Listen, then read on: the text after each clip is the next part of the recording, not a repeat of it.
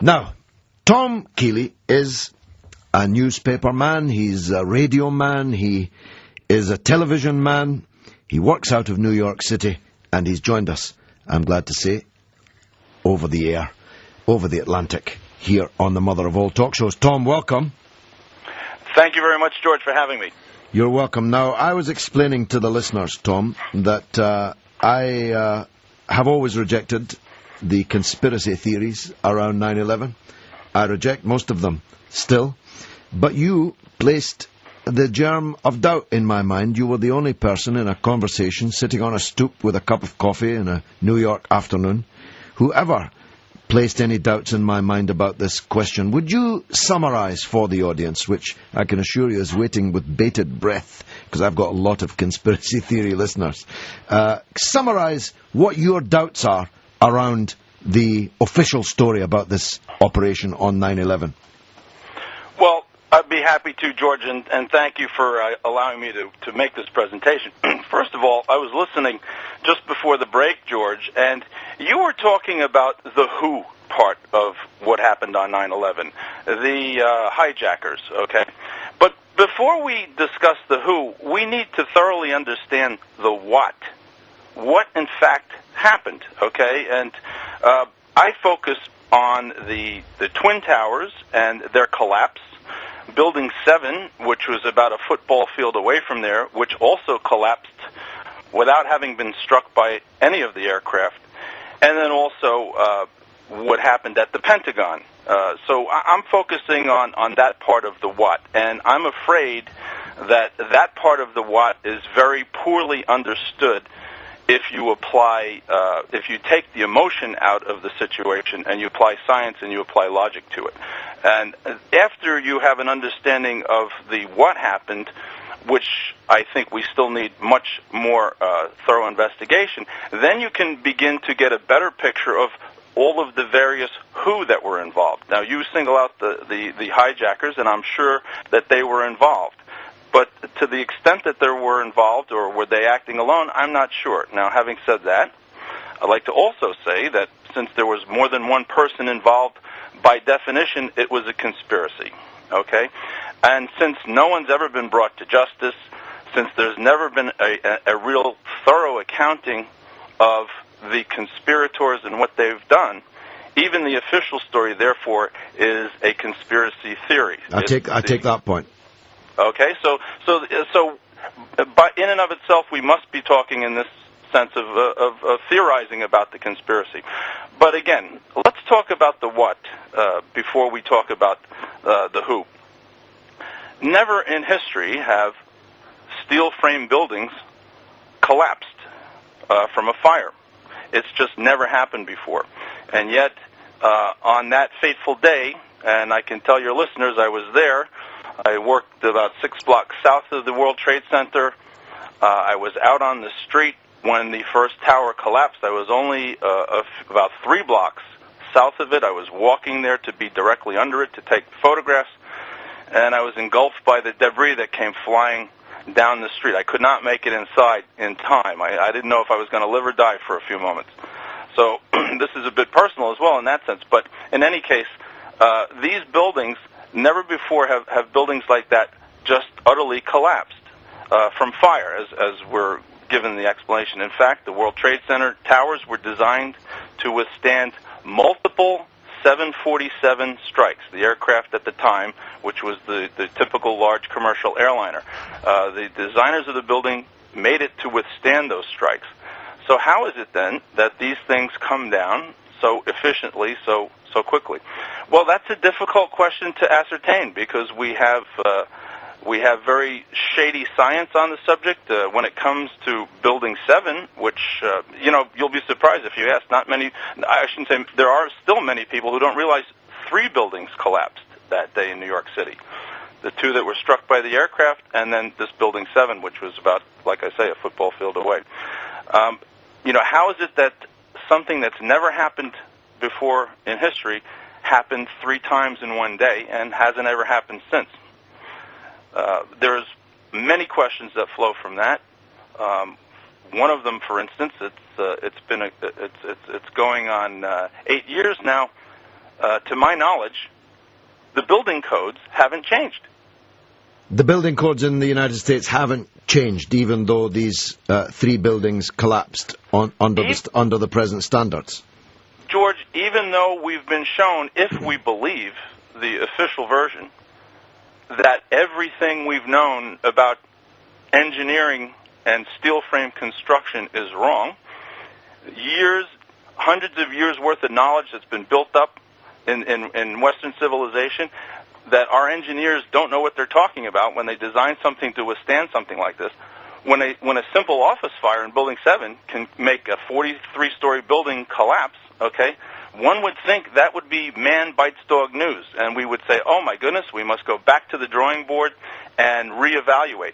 Well, not only have we not done that, in a small instance, the National Institute for Science and Technology, NIST, who is responsible in this country for coming up with the explanation on how these buildings came down, made some recommendations on how to improve construction. I don't think they were very major. They made some recommendations, and yet another branch of our government shot them down and said, no, they're not necessary. So here we're being told that everything we've known about construction is wrong, that steel frame buildings, which have been known to withstand, been engulfed in flames for 24 hours in some cases and never fell down. In one day, 3 of them come down. Well, these kinds of issues... Well, let's hold it for a minute, Tom. There's a lot more, I know, to discuss, a lot more to your theories than this. But the wisest cabbie in Christendom is a man called Fred, and he's a regular caller to this show. Okay. And he wants to put 1 or 2 things to you, if you wouldn't mind. Go ahead, Fred. Fred, are you there? Go ahead. Ask Tom anything you like. Right, the first question I've got to put to you is they were not steel frame buildings. Pardon me? Neither of the Twin Towers are steel frame buildings.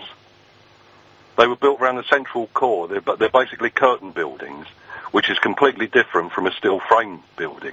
Now, I don't know they were built with steel, and there was an exoskeleton and an interior set of 47 They are not steel framed. A steel frame building is something like the Empire State Building, and if one of those jets had crashed into that, it would have stood up.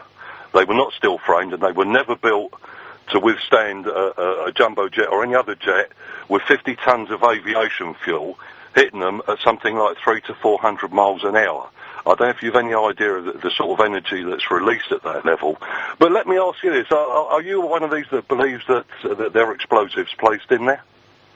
Well, I respect that you're a cabbie, and I've been a cabbie in New York City myself, and I think it's a great occupation, and I get to meet a lot of people, and I get to talk with a lot of people. But there's a group in this country called Architects and Engineers for 9/11 Truth, okay? And they are very upset that their profession is being made to look like a bunch of fools, like they don't know what they're doing. And there's over 600 of them now. There's almost 700 that are saying that buildings that have stood that long can't just collapse, especially from a fire, as Building 7 is, we're told, collapsed from. Now, you will acknowledge that Building 7 is a steel frame building? I don't know about Building 7. I can tell you that the Twin Towers are not steel frame buildings. Are you aware of what temperature high tensile steel melts at? I think that it begins to get damaged, maybe warps at around 1,200 degrees Fahrenheit. Actually, it starts to weaken at 500 degrees and it melts at 1,500 degrees. The temperature inside those buildings was far in excess of what they were designed to withstand. But let me ask you this. Well, wait a second. Let me respond to what you just said, okay? As I understand it, to achieve temperatures like that, you need a blast furnace. These were carbon-based fires, right? Steel wicks heat away from the source, so that it has to be very hot. But in any case, even if it did weaken some of the steel, how does the building then fall down at basically free fall speed? How does this happen? Well, for the very same reason, the cold steel beneath has been holding this building up, the top of this building up, for decades. Why all of a sudden, because there's some melted or fire damage at the very top, 80 floors suddenly disappear? I'll explain that to you. They didn't just literally disappear. It's called a compound fracture, and it's a compound load. When the upper 4 or 5 stories start to collapse, the weight increases on each floor as it goes down. And if you look at it like a pack of cards, it's exactly what happened. Of course, the 700 architects that are arguing against it have also designed buildings of a similar structure. And they let me respond, please, then, to what you just said. Well, before you do, Tom, both of you are going to have to hold your fire for a moment so I can take some capitalist messages. Aston Villa versus West Ham, live this afternoon from 3 on Talk Sport. With Vauxhall Commercial Vehicles, the wheels of business. Official national radio commentary of the big game live. And they're off again here. Aston Villa versus West Ham, full on. Full match commentary from Nigel Pearson and Stan the Man Collymore. Match day live, alive and kicking football action. This afternoon from 3 on Talk Sport. With Vauxhall Commercial Vehicles, the wheels of business. You're through to Walker's World of Wood. We're currently unavailable at the moment, as we're only open 5 hours a week, Monday to Friday, as it's only me here. So call me on any day from 12 to half 12. You should get through, unless I'm on the phone or at lunch. Being a small business doesn't mean you have to act small. With Office Small Business 2007, you can run your business a lot more efficiently, and it costs less than you might think. Visit office2007.co.uk to find your nearest supplier. The all-new Irwin Quick Change one-handed bar clamp. Hold it, clamp it, spread it. Every tradesman's gotta get it. Hold it, clamp it, spread it. Irwin Delivers unrivaled performance of 135 kilograms of clamping pressure with a single hand. Hold it, clamp it, spread it. Buy it, grab it, get it. Hold it, clamp it, spread it. Irwin. The all-new Irwin Quick Grip one-handed bar clamp. Available at all good hand tool retailers nationwide. Clamp one down at irwin.co.uk. Irwin. The ideology of Karl Marx, with the bounce-back ability of Groucho Marx. Comrade George Galloway on Talk Sport. You will not listen. Well, let's go back to the fight in Madison Square Gardens between Fred, the wisest cabbie in Christendom, and Tom Kiley, the radio newsman from New York City. Now, Tom, you had the microphone. It's your response. Yes, I was responding. Yes. Even if you think that because the top broke, the top 10 floors or the top 20 floors or what have you broke, and then fell down straight through all that cold steel that had been holding those same floors up for decades, okay?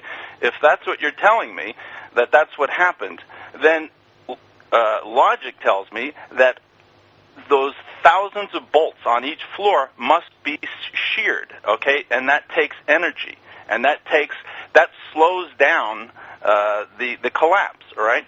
Well, actually, these buildings came down as if there was nothing there at all, the same way that the demolished buildings come down when the resistance of all of those columns and bolts have been removed so that the building can come straight down within itself. I don't understand where the energy went if it just came down at free fall speed. And that's just for the 2 buildings, by the way, that were struck by the jets. Building 7 comes down from what we're told is an office fire. Fred, last word to you. The amount of energy released by 50 tons of kerosene coming to a dead stop in an aircraft weighing 150 tons is by far in excess of what that building was designed. But just answer me this one question. Well, 2 questions I've got for you. One, if there was explosive planted within that building, why didn't they send those explosive off when the aircraft hit? Why did they wait 30 minutes before detonating it? Well, I can give you that's a theory, and I'm happy to because that allows video evidence of the explosions. It would have made sense, right, to set those explosions off immediately on the impact of the aircraft. The second question I disagree with that. Well, go ahead. Hear the second one first. Sure. Go on, Fred. The second question I've got for you is if they were able to arrange this type of terrorist act, then why didn't they place WMDs in Iraq? That'd have been a lot easier, wouldn't it? They didn't do it, did they? Well, of course, this happened before the war in Iraq. Yes, it did, but when we went to war in Iraq on weapons of mass destruction, how easy would it have been the American and British government to have placed those weapons there and said, there we are, we told you so, look, here they are. Okay, I mean, that's a fair enough point, but it's a subsequent point. So let's Tom answer that now. It's a lot of theorizing, and I'm happy to go to the theorizing, but before I do, let's stay within the realm of fact. I have seen the designers of the World Trade Center on film explaining that these buildings were designed because of the famous aircraft that struck the Empire State Building, that they designed these buildings to withstand multiple Boeing 707 strikes. Multiple Boeing 707. Now, Fred, maybe you haven't seen that. I urge that you do. Go to YouTube. You can see the gentleman saying it himself. Okay. Now, so I disagree when you say that they were not designed to handle this. Well, okay, they're very tall buildings, and there's a lot of airplanes around, and it would be very silly not to do that. Now you're asking me to theorize if these buildings were wired to explode, why wouldn't they do it right away? Well, now I'm happy to take off my factual hat and put on my theorizing hat because you've asked me to do that, and I'm happy to do that. But I want everyone to understand that I'm being asked to forget about the what and to go into the whys and the whos, okay? So let's do that right now. I'm going to theorize with you. First of all, I submit to you that it doesn't take very much thought to come up with the idea that the attacks on September the 11th were psychological operations. Do you agree that whoever it was, the plotters were, who designed this, it was designed to create a lot of psychological damage to people? Is that a fair statement? Absolutely, without a doubt, yeah. I go along with that. Okay, very good. So we agree. Okay, so then, if those buildings came down immediately, right, as soon as the jet hit, right, maybe nobody or hardly anyone would have even seen it. Your point is that the aircraft striking it drew the world's attention to it, and then the very dramatic collapse of the buildings, yeah? Once everybody was staring at it, once the world's media was focused on it, then I theorize, then the buildings can come down. And also, the planes were, if they were wired, if these buildings were wired to come down, the planes would be necessary to give people like our friend the cab driver reasonable doubt as to whether or not these buildings had been wired. Now, Obviously, if somebody pushed a button and they blew up, then we can't be talking just about hijackers. Yeah, I want to press on, and you're going to have to come back tomorrow night. You understand that, because you've set the switchboard alight. So I'm going to say thanks to Fred. You stay on the line, Tom, because I want you to hear Steve in Plasto. Yes, go ahead, Steve. Yeah, hi, George. Yeah. Go ahead. I'm so wound. It sounds like you've got the weakest 9/11 supporter being destroyed by Fred the cabbie. Well, first of all, I'm not a 9/11 supporter. I report on these people. Okay, listen. Okay. What I want to say to you is this. There's a lot of misinformation out there, George. There's stupid stuff on the internet that says aliens did it, and rays from space, and all kinds of stupid stuff. May I respond, George? No, Okay. well, just finish your point, Steve. Yeah, sure. What I'm trying to say is this. Forget it all. Forget the Twin Towers. What matters is Building 7. It came down at 5 o'clock in the afternoon. No plane hit it. There were minor fires on 2 floors. And it collapsed with a kink in the middle, exactly the same as every demolition that's ever happened.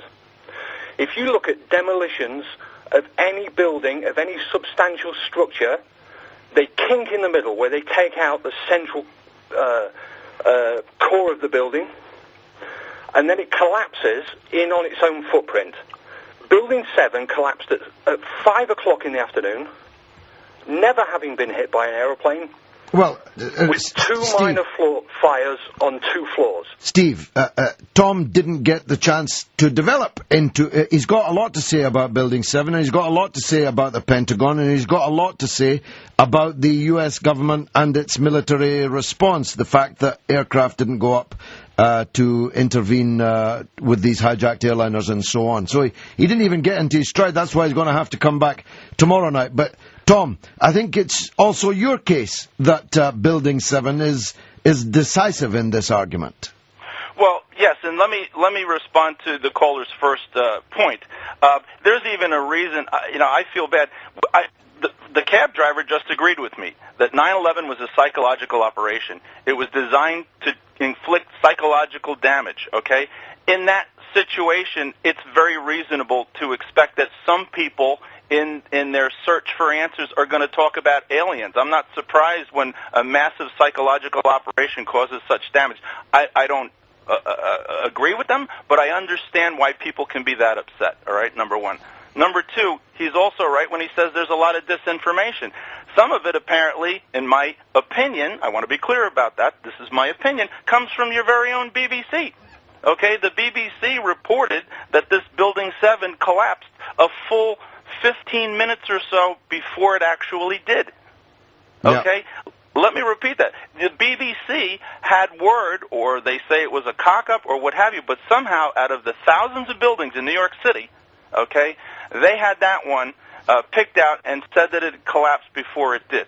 Now, this must be a touchy subject for the BBC because they seem to feel bad about it, so they keep going back to this Building 7.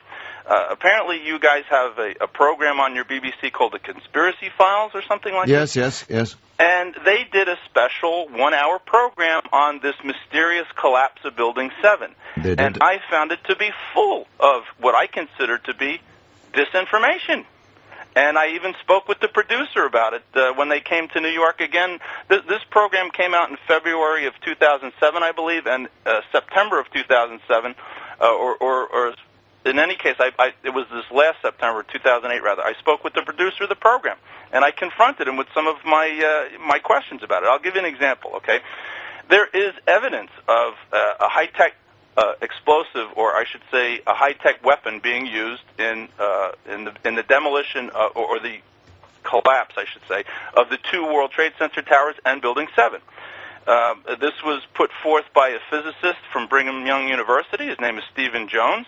And because of the massive amount of molten iron that was found in the basements of all 3 of these buildings, okay, and there is some video, actually, you can look at it if you go to YouTube and ask to see thermite, okay, and World Trade Center, WTC, you'll see what appears to be molten metal pouring out of the South Tower just moments before it collapsed.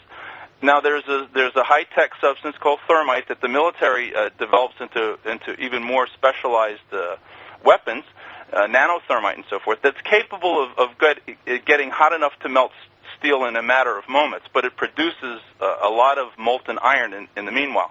We had pools of this stuff in the bottom of all 3 buildings for weeks and weeks, unexplained, heretofore unexplained.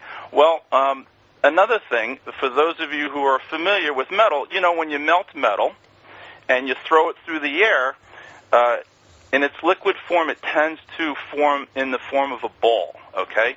These were the old shot towers of old where they used to melt lead at the top and they dropped them through what looks like a chimney that hit a pool of water at the bottom.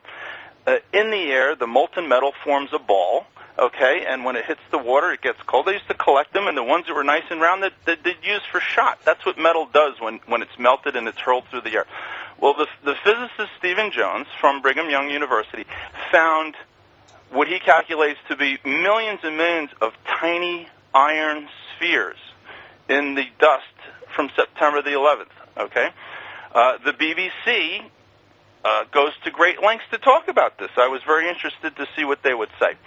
They interviewed a young man who collected a sample of the dust from the beginning of the Brooklyn Bridge and gave it to this physicist, who then examined it, and he found a lot of interesting things in it, but he found these tiny, tiny melted, now hard iron balls. This supports his theory of this substance being used. Well, the BBC goes to put forth an explanation. I hope your listeners are sitting down when I'm about to tell you is remarkable. They say perhaps this was the result of the rescue workers' cutting torches, that these little balls came flying out. Well, I've come to call this the BBC tiny flying balls theory. Okay, because let me explain, good friends. The Brooklyn Bridge, at the spot where this guy found it, is almost a mile away from ground zero. okay? So how a welder's torch could cause a tiny ball to fly through the air almost a mile, I'll never know. But it's even better than that. These are magic balls because the dust got there immediately. Within seconds, I know I was almost killed by it, okay? And the rescue workers did not show up for quite some time later, okay?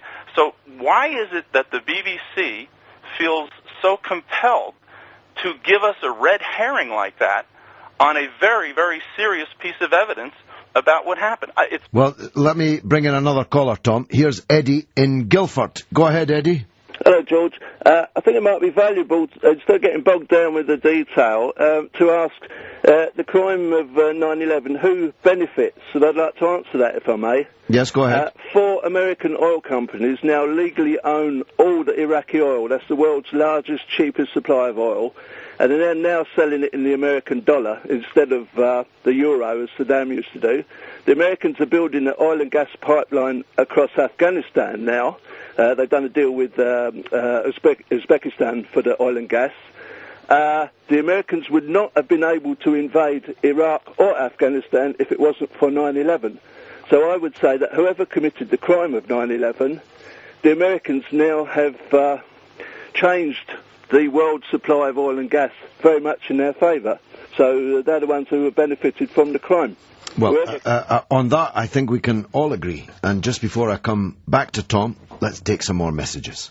Attention all citizens. We interrupt this program to broadcast a special bulletin. Stay by your wireless and await further instructions as the Weekend Sports Breakfast brings you a football phenomenon from the future. Join Andy Townsend, Mad Mike Parry, and a real journalist from the news of the world as they look forward to all the day's big games on the Weekend Sports Breakfast every Saturday and Sunday morning from 8 on Talk Sport with Score, the nation's favourite football pullout, every Sunday with the news of the world. Everyday Demons, the sensational new hit album from the UK's hottest rock act, The Answer. Featuring the singles On and soon to be released tonight. Everyday Demons is out now at HMV, Play, Amazon and iTunes. Available in CD, special double CD edition and collectible vinyl. Everyday Demons is one of the must-have rock albums of the year. Everyday Demons, out now from The Answer.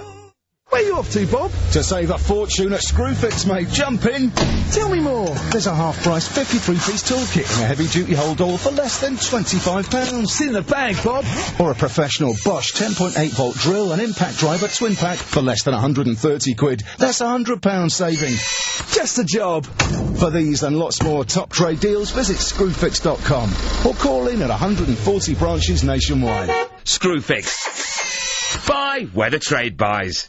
Europe's only multi-award-winning desert golf resort, Desert Springs in Almeria, Spain, has another amazing golf holiday offer. Click desertsprings.co.uk now and enjoy 3 nights luxury accommodation based on 2 sharing with 2 rounds of golf on the Indiana course with shared buggy for just £139 per person. Click desertsprings.co.uk. Flights not included, valid for golf breaks taken in April and May. Conditions apply. desertsprings.co.uk. Is he talking to you? If he's not talking to you, then who the hell is he talking to? More sensible suggestions from Mr. Galloway on Talk Sport. Well, just before I bring Tom Keeley in again, I'm going to read some of the messages, a large number of them coming in. Pete in Manchester says this. I'm studying for a construction degree, and at the moment we're looking at the structural collapse of the Trade Centre towers. My lecturers agree that the towers would have collapsed due to the heat and failure of the steel connections, so your guest is mistaken. However, we looked at the other buildings, especially Building 7, and all my lecturers have said there is no way it could have collapsed due to the small fire in it. My lecturers believe Building 7 was a controlled demolition. Nick in Belfast says this conspiracy yank is nuts. The buildings were hit by large planes flown by fanatical terrorists at high speed. No wonder they came down.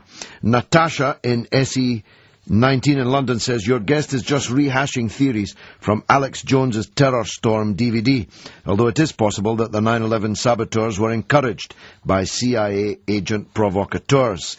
And an unnamed texter says, he says never in history has a building collapsed or since. However, never in history has a catastrophe like this happened or since. And James says, George, you should be ashamed of yourself for pandering to the conspiracy theory nuts with this drivel. Are you aware that most of the Islamic world believes no Jews died on 9/11 because they received advance warning? Why don't you expose that kind of sick thinking instead of jumping on the conspiracy bandwagon to help your Muslim pals? James is obviously not a regular listener, or he would have heard me attacking exactly that and many other conspiracy theories over the last few years here on TalkSport. It is an anti-Semitic slur to say that no Jews were killed on 9/11. Many were. And just because some conspiracy theories are nuts doesn't mean that all conspiracy theories are nuts. And Tom Keeley's a respected journalist and broadcaster. He's definitely not nuts, as you'll discover in the course of this discussion and carrying it on in tomorrow night. I don't myself accept many of the points that he's made, but I'll tell you later, probably tomorrow, just exactly the points on which he has persuaded me that all is not as it seems. Inside job, why was Building 7 reported as collapsed 20 minutes or so before its actual collapse? Why would Bush not testify under oath and without Big Dick? I presume that's Dick Cheney. Ryan from Luton, really glad you're discussing this. Brilliant. David says, no, that's on the Ian Tomlinson story. Let's go back to Tom. Tom, go ahead with what you've heard so far. What's your response?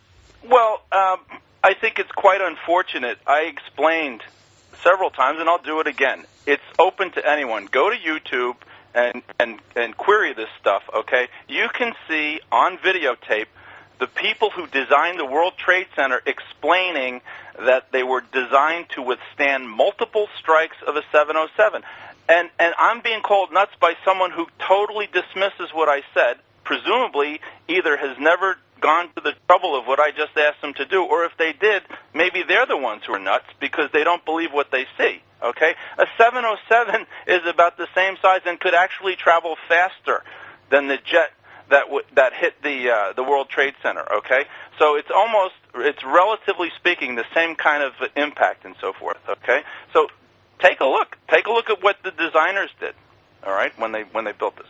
In any case, Building 7, you seem to be on slightly stronger ground, if you don't mind me saying so. Well, I can tell you, George, nature is, if the top of the World Trade Centers were sheared off, as they were, okay, somehow, okay, nature is not going to send all that weight through the path of most resistance. Okay? It's going to topple over to the side. It's going to fall down. You can see on YouTube controlled demolitions that failed. Okay? Where the bottom was broken, but the top wasn't. The building comes down and it stops. It sits. You can see when an earthquake has knocked over a building, it doesn't completely shatter. It falls over on its side, and it's kind of looking like it's intact. Of course, the structural integrity is gone. It's laying down like that. All these people must consider, how does a building with all that cold steel that held it up for so long suddenly come down at free fall speed, or very, very close to free fall speed? It's a physical impossibility. Energy must be expended, shearing off each floor as it comes down. Okay, it'll take longer, and I believe it wouldn't even make it all the way to the bottom. But then again, I'm not an engineer. I listen to almost 700 of them now who say this needs to be scientifically investigated. Well, I'll tell you tomorrow what my questions are to you, but let me give you two people who are anxiously keen to ask you a question. Here's Michael in East Dulwich. Go ahead, Michael. Hello? Yes, go ahead. You've got the floor. Hello. Yes, I mean, I'm thoroughly intrigued by the idea of this commission, the 9/11 Commission report. Thomas H. Keane and an L.H. Hamilton, both, one of them I know is a Republican and the other one's a Democrat. Right. But one of my family members were actually killed in the Twin Towers.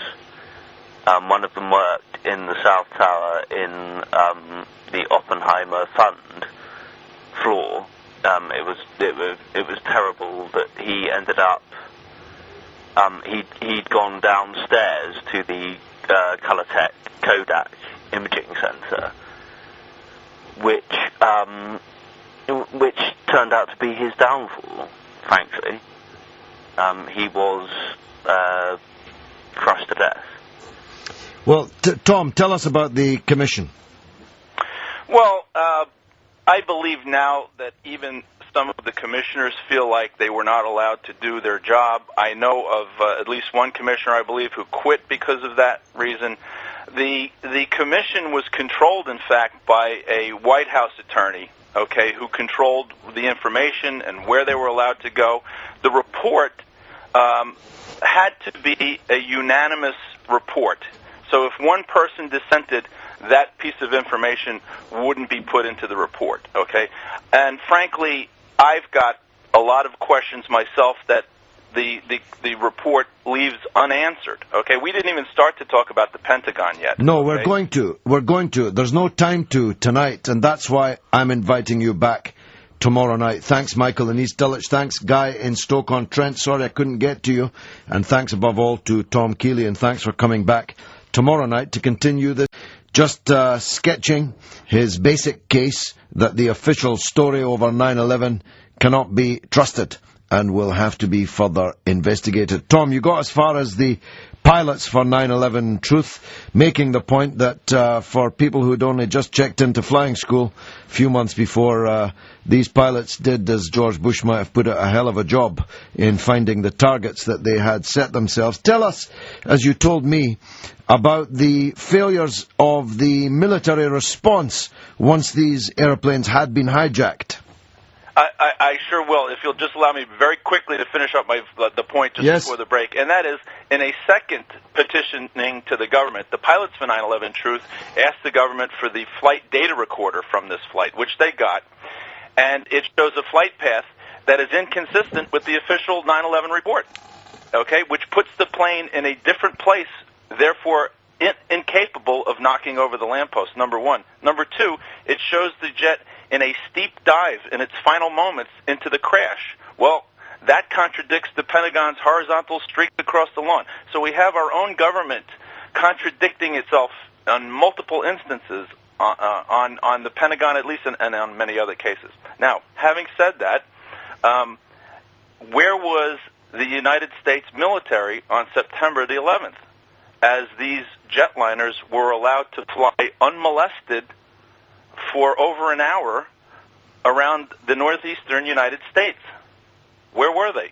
Well, Andrews Air Force Base, maybe your listeners may be familiar, is the closest Air Force base to Washington, D.C. It's where the President of the United States takes off from on Air Force One and lands into when he's returning from trips and so forth. That is less than 2 minutes supersonic fighter jet time away from the Pentagon. And these aircraft were being tracked on radar, and yet none of these jets were scrambled to cover the Pentagon. There's an Air National Guard wing there at the Pentagon, and on their website they stated proudly that their job was to defend the skies of the nation's capital. Well, guess what? That was scrubbed off of their website after September 11th, that phraseology. No longer to be seen. Where was our military? And was any military officer ever punished for the failure to respond? And this is a very important point. Military or civilian people in charge of our defense that day, to my knowledge, and I've asked this question at numerous forums on the subject, no one, to my knowledge, has been reprimanded, demoted, fired, needless to say, put in front of a firing squad, any such thing. Nobody has been brought to task for this colossal failure. Why is that? Why would that be? Could it possibly be because if such investigations were initiated, it may turn out that these people were perhaps following orders to stand down? That these people were in fact not responsible because they were told not to do their job that day?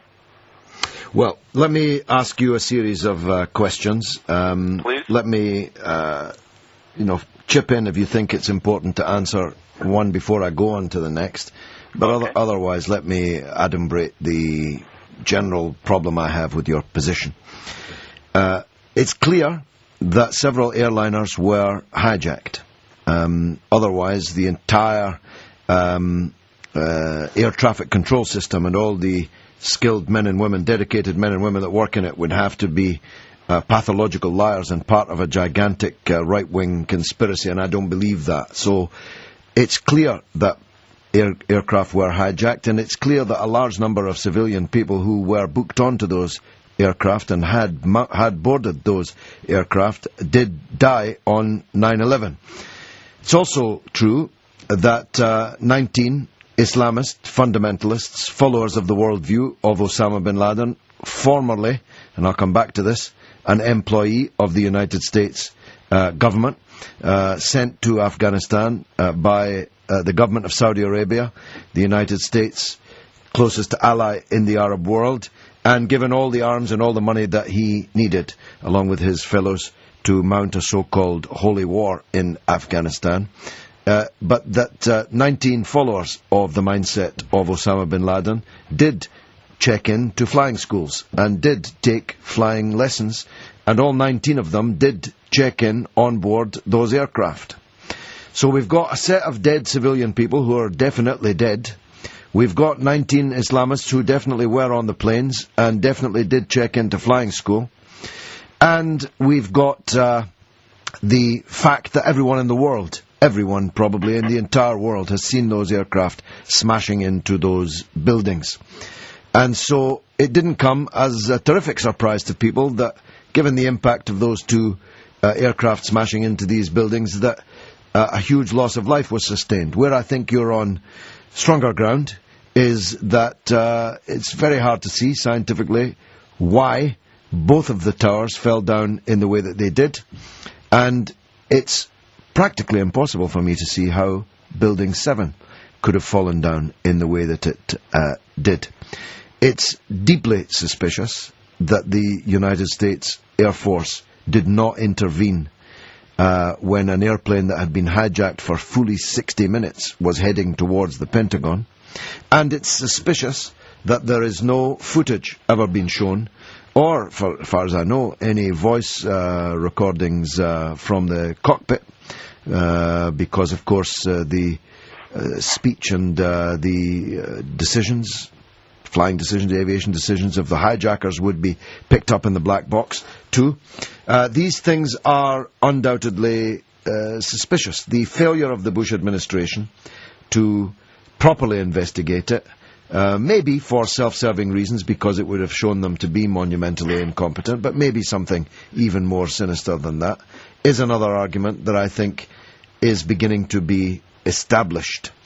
My issue with you, as I said to you, I don't for 1 second believe that these crazed neocons that were ready to kill 1 million people in Iraq would not be capable of killing their own people morally. And we have a long history from going back to the JFK assassination and other many other stories that the United States, the state of your country, and indeed the state of other countries, including our own, has been ready to, as it were, commit false flag operations to score own goals in order to achieve a wider political objective. It's not that I believe that the Bushites would not be morally capable of such a gigantic, Everestian, sinister, evil, wicked crime. It's that the number of people who'd have to be in on the alternative, that it's almost impossible, inconceivable to me, that we would not have had one leak, one whistleblower, one person coming forward by now to tell us, do you know what? Everything you've been told was a lie, and here's what I was told to do as part of that conspiracy. The floor's yours, Tom. Well, a few things. First of all, I totally agree with you. Aircraft were hijacked that day. And I'm told that it was by these 19 Islamists. I have no, I can accept that. Fine, However, if we want to stray from the facts, which you seem to be tugging me in a direction to do, I mean, the facts alone, you mentioned before, it's been definitively found by peer-reviewed scientific group now that nanothermite, unexploded nanothermite, has been found in the dust of September 11th here in New York City. Nanothermite, for those who don't know, it is highly explosive, and it reaches intense temperature very quickly, and it cuts through steel like a hot knife through butter. And I would suggest that your listeners, if they're not familiar, go back to YouTube and search for thermite and 9/11, and you will be shocked when you see just how quickly this stuff cuts through steel. And by the way, formulations of thermite do not make loud explosions when they work, which is one of the criteria that the official investigation said it couldn't be a demolition because we didn't hear loud explosions. Well, there were plenty of explosions that day, but you don't necessarily need explosions to cut through the steel to bring down a building. Now, having said all of that, all right, let's theorize, because you're pulling me in the direction of theorizing. And I'm happy to do that as long as we all understand that that's exactly what I'm doing. I am theorizing, okay? Now, it's a known tactic for centuries, thousands of years perhaps, that, if you want to win a war, sometimes the best way is to do it is without firing a shot. If you want to sway a population, if you need to generate a casus belli, as the Romans used to call it, okay, there are many different ways to do that. You mentioned the term false flag. I dare say much of the British Empire might have been built using such operations to convince the public that they need to go in certain directions or so forth. And I don't think that there has been any magic that's happened to the human race that has suddenly made our generation of human beings immune from the temptation to use such things. An analogy in this case is the Reichstag fire that Adolf Hitler used to consolidate his power, blame it on the communists, and become the dictator of Germany. Okay, a false flag operation. But having said that, we have extremely sophisticated intelligence operations around the world. Your country, not the least of which. And let's not forget, we're talking centuries of managing empire. Centuries of, that's a technology, my friends, okay? That is a hidden technology to manage empires, to get people looking the wrong way, to get groups to fight against each other, to divide and conquer and so forth, and employing all kinds of tactics to do that. There are centuries of history about this sort of thing. And your own country tried to implicate Cuba in a false flag operation. Absolutely, and using, believe it or not, the Pentagon was tasked with coming up with a casus belli in 1960 for us to invade Cuba, to turn public opinion against Cuba that would support an invasion. And guess what? Guess what they suggested, among other things? They suggested a drone-controlled jet airliner, ostensibly loaded with college students, that we ourselves would blow up after it had overflown Cuba, when it was again over the Caribbean. And the outrage from that act, they felt confident would allow the military to invade Cuba. Now, let me repeat, and you can find this, by the way, on the internet, friends.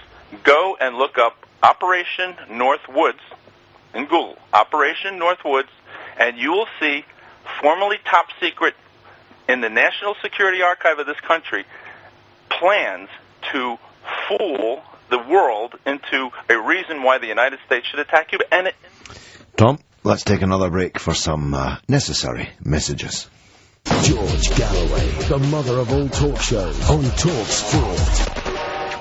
West Ham versus Chelsea, live next Saturday afternoon from 3 on Talk Sport with Vauxhall Commercial Vehicles, the wheels of business. Official national radio commentary of the big game live. Don't you just love it? West Ham versus Chelsea. Full match commentary from Nigel Pearson and Stan the Man Collymore. Match day live, alive and kicking football action. Next Saturday afternoon from 3 on Talk Sport with Vauxhall Commercial Vehicles, the wheels of business.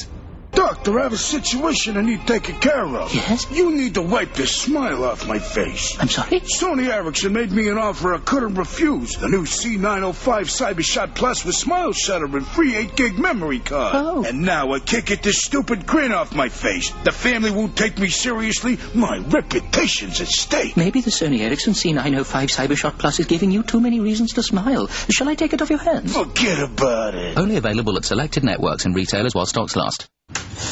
Good morning, sir. How can I help? Yeah, I'm after a carpet for my bedroom. Well, you've come to the right place. Have a seat and someone will be with you in a few hours. A few hours? Yes, sir. Are you serious? Yes, sir. All our salesmen are currently doing paperwork. But don't worry, we've got magazines. Sir?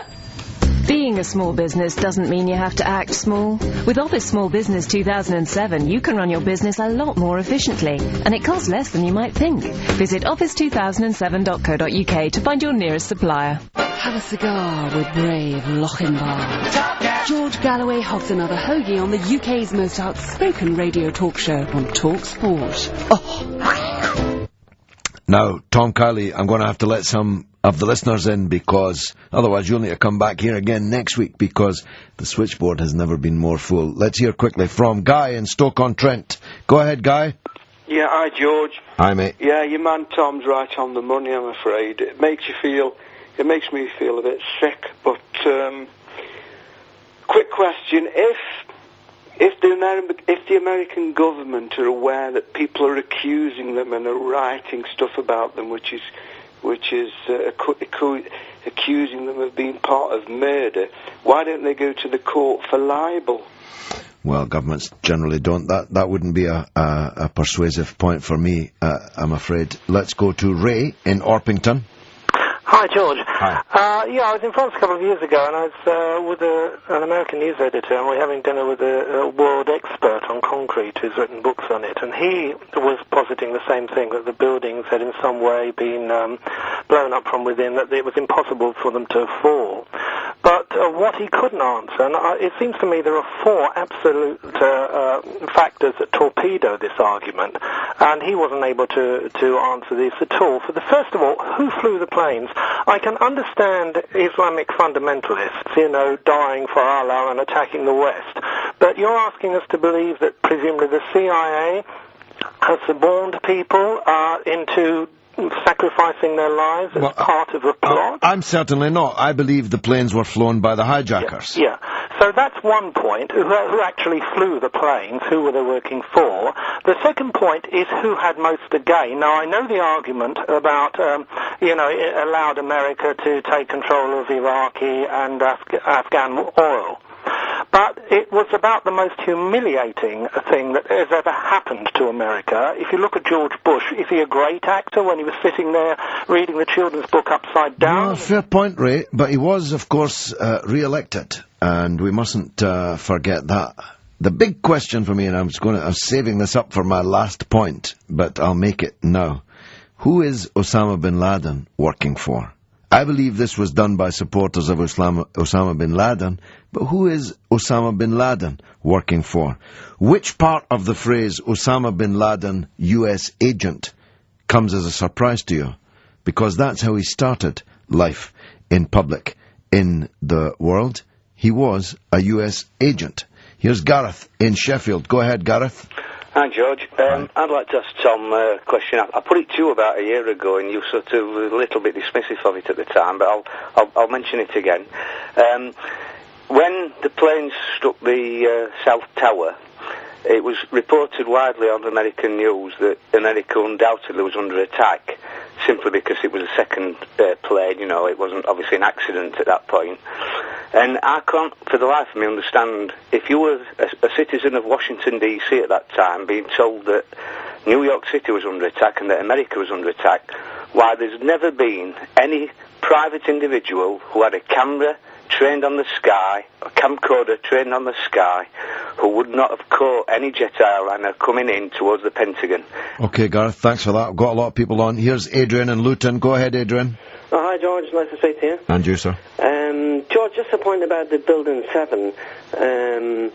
I mean, the thing about the Building 7, that the owners or, the insurers have admitted on CNN that they pulled the building because the first couple of floors caught flight. I mean, that's on YouTube as well, that they've actually said they pulled the building down. So there shouldn't be any controversial issues about Building 7. Should not be? No.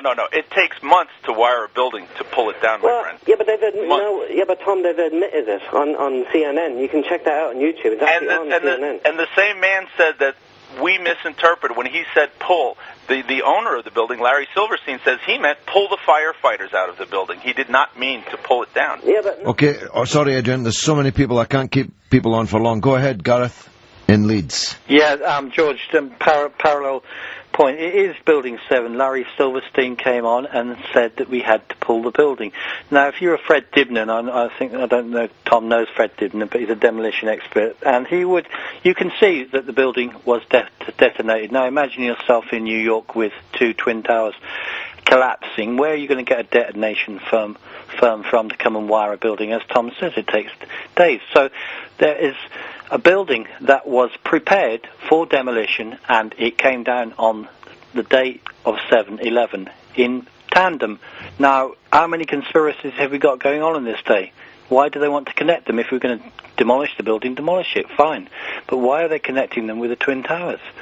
Okay, Gareth, here's Michael in Ilford. Go ahead, Michael. Hello, George. Hi. 3 quick questions. Why was the put options on the airlines the day before, the week before, not followed up by the airlines that crashed into the towers? Just explain what you mean by put options. Well, lots of money was made on the put options that the shares would fall on the airlines that crashed into the towers. It was never followed up. That's absolutely correct, and it's never been identified who won those bets, who knew in advance to put those bets. It was statistically an anomaly. It could not have been a normal situation. Yeah, and secondly, go ahead, Michael. And secondly, why did the government say that Flight 93 crashed into a field in Shanksville, Pennsylvania, when it didn't? Well, how do you know it didn't? Where did it crash? Well, you can look at Flight 93, you can look at the CNN helicopter overhead in the field, and there's a hole in the ground. And the coroner turned up and said, well, there's nothing for me to do here, there's no bodies. There was no bodies, there was no plane. So the people who telephoned their relatives as the plane was low, when the plane was low enough to tell people that they were hurtling apparently to their death because there were men had hijacked the plane, what, were they lying? Well, it was obviously shot down. But it didn't crash into a field in Shanksville, Pennsylvania. You can look on YouTube. No, that's a fair point, Michael. That's a fair point. As long as we're not saying that the plane didn't exist. Anyway, quickly, your third point. Yeah, the third point is, can you ask Tom how many bodies were actually found and identified from the 4 flights by the relatives?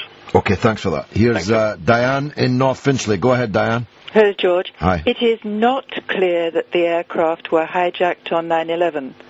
The Muslims involved could have been recruited to work for the CIA as agents.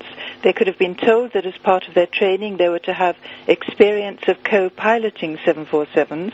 The CIA would then tell air traffic control and the passengers that the plane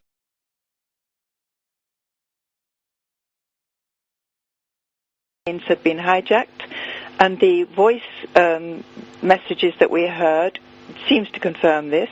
The CIA could then have taken over from the ground and flown them into the buildings. I'm sorry, Dan. I know that you're a yogic flyer yourself, but that's yogic flying to the absurd degree. Here's Alan in Swansea. Hello, George. Hi there. The gentleman was just talking about the Pentagon, and it seems very, very strange there that the aircraft of that size left such a small hole. There was a huge fire, and yet they couldn't find the engines, which are massive. And also, after that then, of course, what did they do? They covered the ground with gravel and earth, which hides any source of anything that's around the place. And there was a NORAD exercise on that day, and the person actually in charge of that on the same day as 9/11 was Dick Cheney, and he was in charge of all the NORAD orders. What's NORAD? What are you talking about? It's the defense... North American Air Defense Command. Okay. Yeah, that's it. And well, what do you mean he was in charge? You mean Dick Cheney, that portly fellow who was the vice president? He was sitting in charge of an air exercise. It was correct. Well, how could he be? I mean, these are things that are done by military officers. No, not on that day they weren't, George. It was Dick Cheney. Not only that, but there's testimony from the Secretary of Transportation who was with Dick Cheney, and an orderly came in and said, "Sir, the aircraft is now 50 miles out. Does the order still stand?" And he said, he snares at him, "Yes, it does." And it got closer and closer and closer. That could have been an aircraft that was part of the exercise that overflew the Pentagon, making people think it was an airliner, and while at the same time a missile from a low level went and struck it at the same time it was flying over. I don't know, that's just the theory. But okay. May I answer some of these Well, no, I want to take two more quickly. Here's Danny and Ealing. Go ahead, Danny. Yeah, hi George. I just wanted to ask, mate, I just wanted to answer that gentleman's question earlier on about why would the CIA... Sorry? Why the CIA would, why these Islamic fundamentalists would sacrifice their life for the CIA. Basically, how about if they didn't know that they were working for the CIA? Well, that's right. Everybody doesn't always know who they're working for. And lastly and quickly, Ozzy in Rugby. Go ahead, Ozzy. Hello, George. Hi, mate. Please don't cut me off, George. I will have to cut you off, so you'll need to be really quick, or I'll have to cut you off. First of all, George, I'd like to say I agree with the gentleman in America. And the thing about it is, George, we don't all know everything. You're a clever guy, but you don't know everything. No, that's right. I'm a clever guy, and I don't know everything. And none of us know everything. That's why we need to investigate this a whole lot more.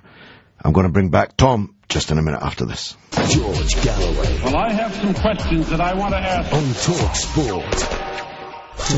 One of them will probably set off a fire extinguisher and chuck a telly out the window. And the other one will phone up your gran and leave a message. Hello there.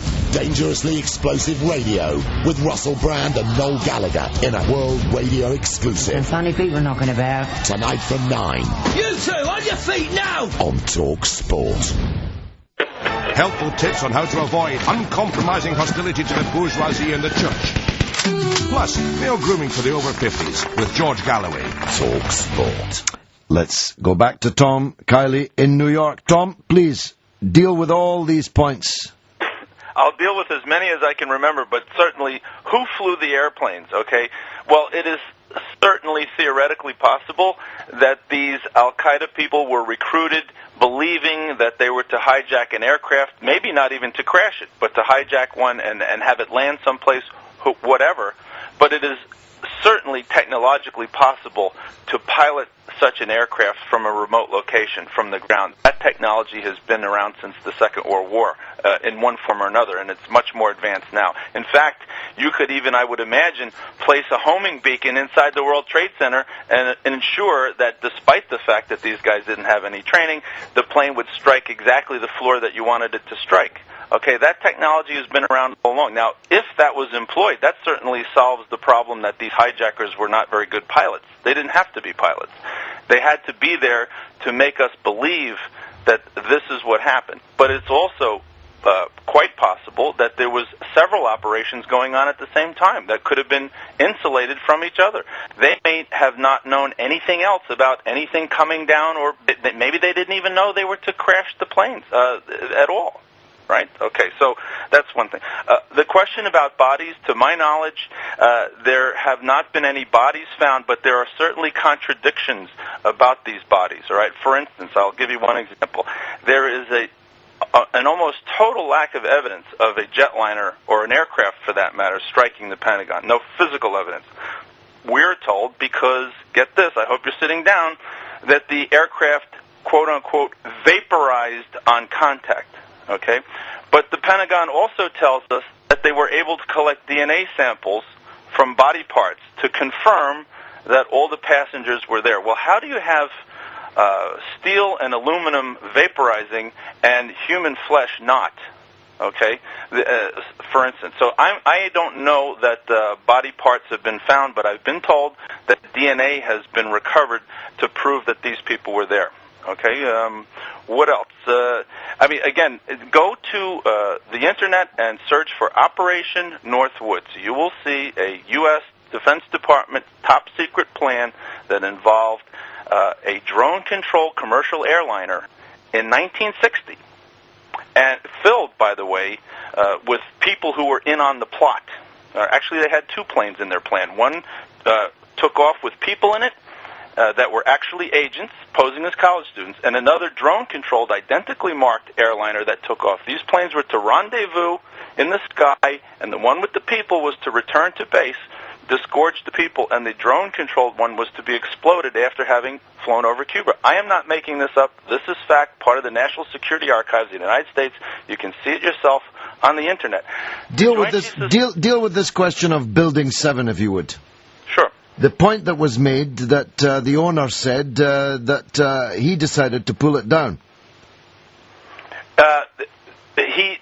That remark is interpreted, okay, as a slip of the tongue, that he knew that there was going to be a demolition, that the building had been wired for demolition, and he had a Freudian slip and said, we decided to pull it. Pull it is a term in the demolition business, which means we're ready to pull the building down, okay? He's been challenged on this point, and his response was, no, I did not mean that whatsoever.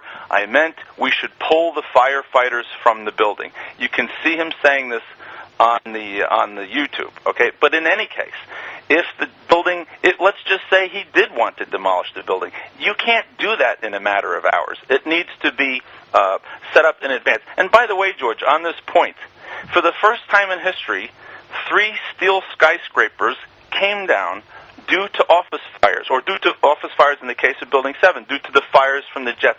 Let me ask you, George, why do we have a demolition industry on Earth when all we need to do is set fires, office fires, in our skyscrapers, and they'll come down perfectly, neatly, at free fall speed, just as if you'd spent millions of dollars and months of time to very, very carefully plan the same event to happen. Well, these are fair points. Let's take another couple of calls. Here's Steve in Brighton. Go ahead, Steve. Hello, George. Yes, originally I was going to speak to you about the remote control of the aircraft. It's worth noting that amongst the passengers of the hijacked aircraft, well, a considerable number of employees of Raytheon. They were spread around the various aircraft. Raytheon is a company which has a huge amount of expertise in the remote control of airliners in particular. So what, Raytheon sent a considerable number of their employees to their deaths as part of a conspiracy? I don't know. I'm sorry, please. David in Birmingham. Go ahead, David. Oh, hi there, George. I'm part of a group of people who've been looking at various different pieces of the evidence. And we've found errors in enough of the information, the actual evidence that was used in Zacharias Moussawi's trial. And I was wondering if you knew for a fact whether or not he was actually trying to, get off of what he was convicted for, because we've found enough problems that should be technically provable in court with the evidence that the CIA used against him. And I was wondering if you knew whether he'd be interested in actually getting off, or if he's some kind of professional patsy for the US government. Well, let's ask Brendan in North Lanarkshire, then Tom will answer that. Go ahead, Brendan. Hi there, George. It's slightly different, but it's the exact same theme. But 40 years before John F. Kennedy had actually gave a statement, and it was everything that actually happened on 9/11. And he was talking about the Pentagon, and he says it's a system that has conspired vast human materials resources into a building of a tightly knit, highly efficient machine. It combines military, diplomatic, intelligence, economic, scientific and political operations. Its preparations are concealed, not published. Its mistakes are buried, not headlined. Its dissenters are silenced, not praised.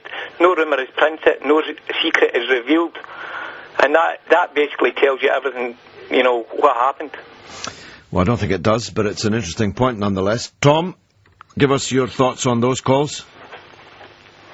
Well, again, this Ibrahim Moussawi, I haven't looked into his case specifically. He's purported to be the 20th hijacker, and for some reason he didn't make it on board. But again, I